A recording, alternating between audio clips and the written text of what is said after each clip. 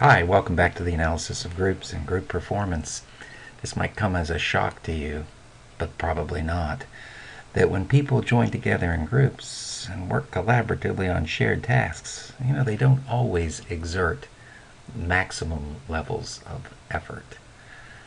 College students, for example, are often asked by their professor to work together in teams, learning teams on some kind of a graded class activity or even a large report due at the end of the semester. And oftentimes there's a resounding moan that sounds at the moment of the announcement of this activity because quite a few of the students in the room may have had a negative experience working with others in groups. Not because others are not sufficiently skilled to get their work done, not because others aren't really smart enough to answer the problems or solve the problems that are put to them, but simply because sometimes people, when they're in groups don't work all that hard.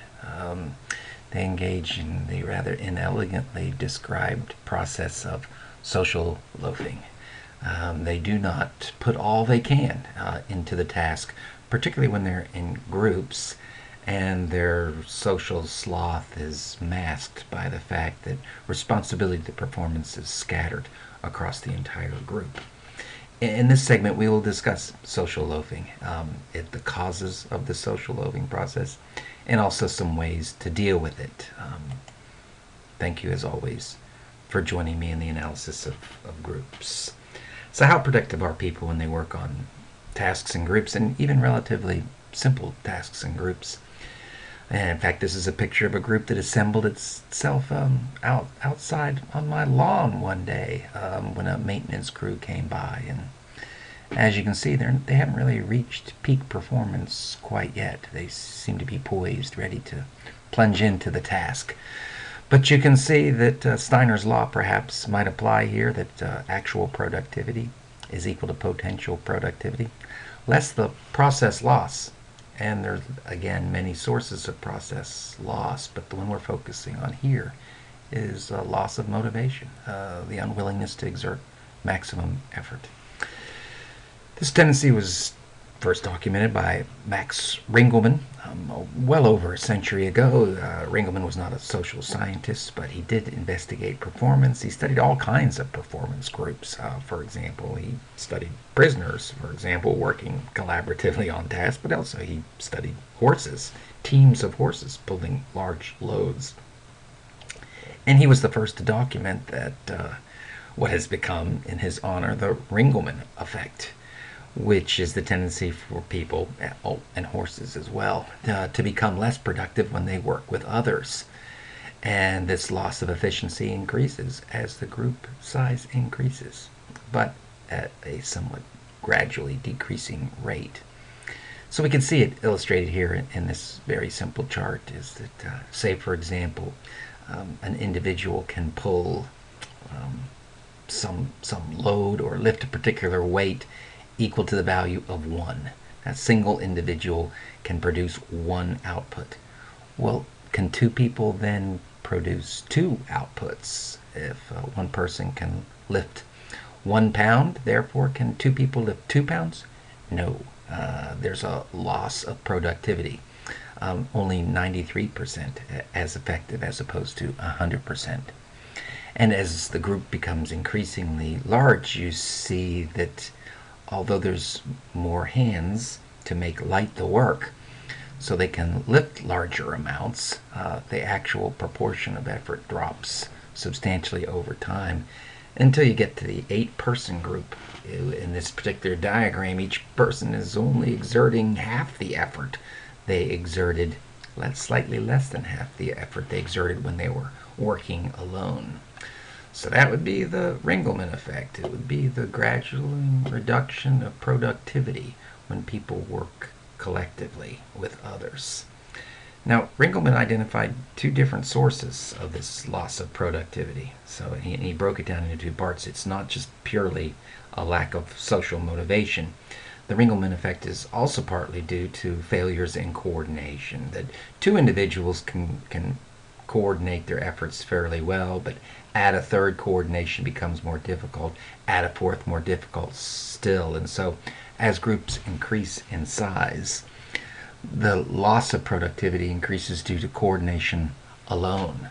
So if you have a large group of people having to move a boat, for example, some people might lift at different times. One person might be lifting more than their share, another person lifting hardly at all, and then you have somebody just standing off to the side taking a picture of the group and not doing any work whatsoever. So that could be an example of coordination losses.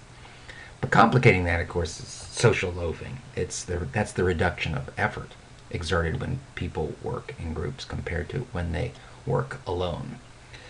The distinction between coordination loss and social loafing losses was made clear by Latney, Williams, and Harkins in their classic study, in which they studied laboratory groups performing very simple tasks, making noise usually by shouting out loud in a laboratory situation. And even as simple a task as that, still a group can lose some of its productivity due to coordination.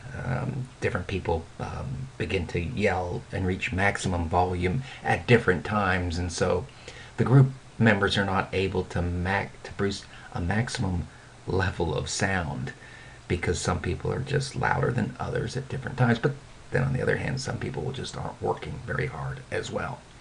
To investigate that, Latney, Williams, and Harkins created different sorts of groups. They had 3 different sizes. Here's the individual working alone, and they're at the maximum level of productivity. They also studied dyads and 6-person groups.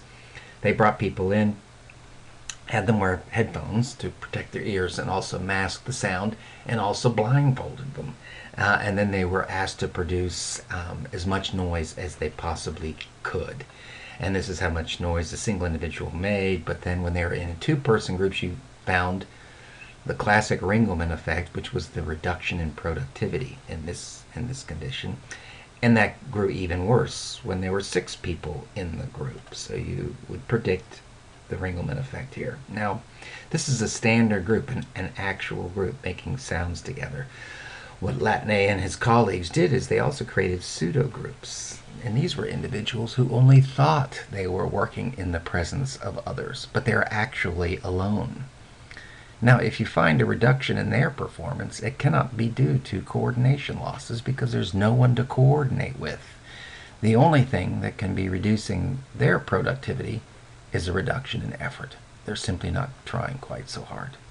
So they replicated the exact procedure. And although individuals thought they were in 2-person groups or in 6-person groups, they're actually alone.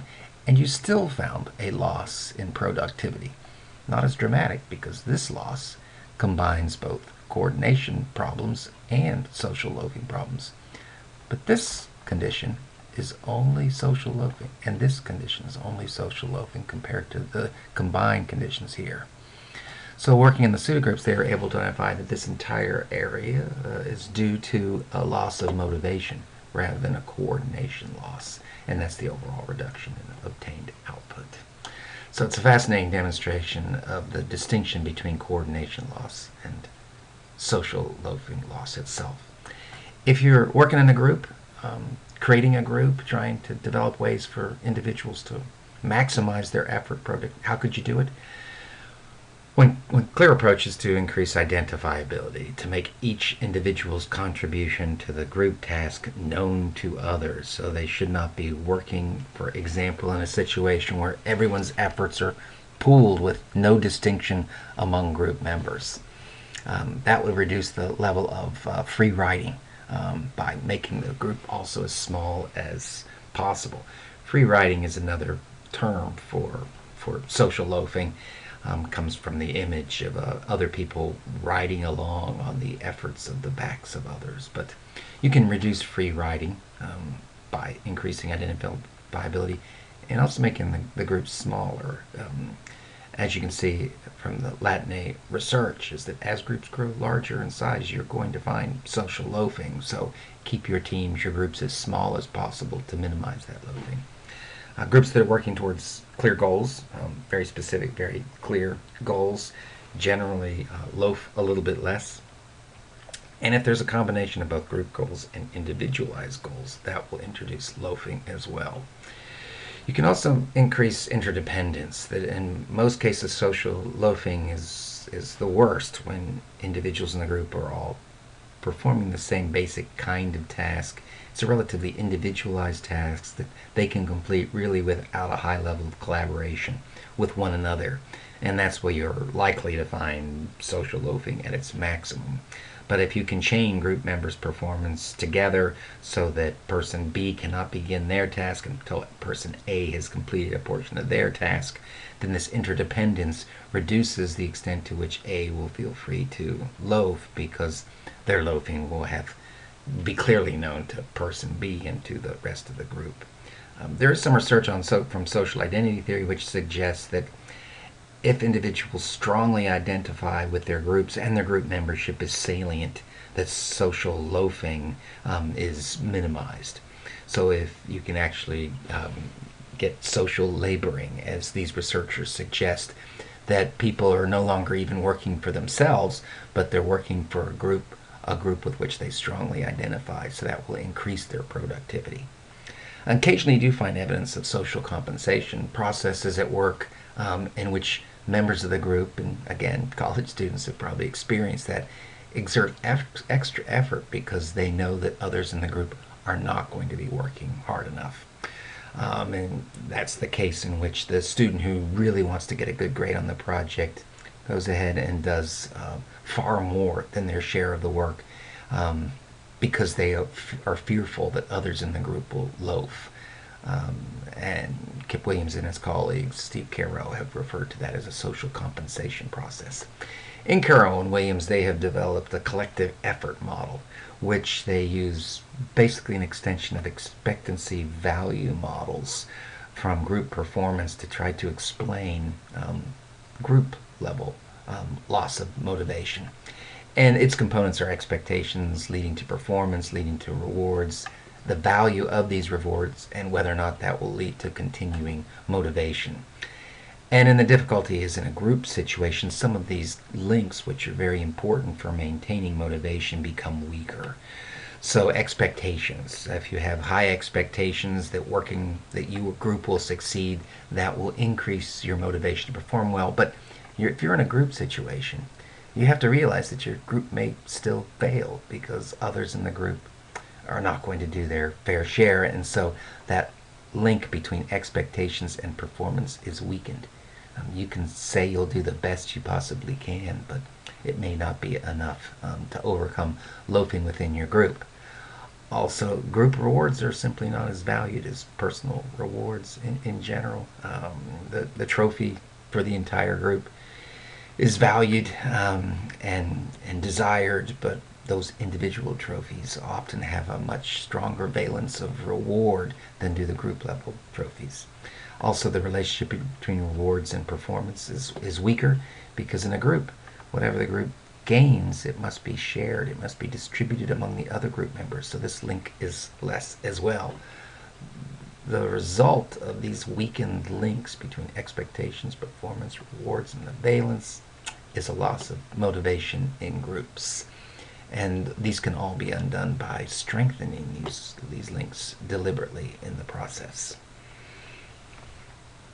Both social loafing and social facilitation occur when individuals work on relatively simple tasks in which their individual contributions can be pooled in a simple way to generate a group task. But often groups work on problems, make decisions, collaborate on tasks which are far more complex, in which case, for example, all that's needed for success is having one single individual in the group recognize what the correct answer is. We will turn to analysis of these kinds of tasks in our next presentation. Thank you, as always, for joining me in the analysis of groups. Have a good day.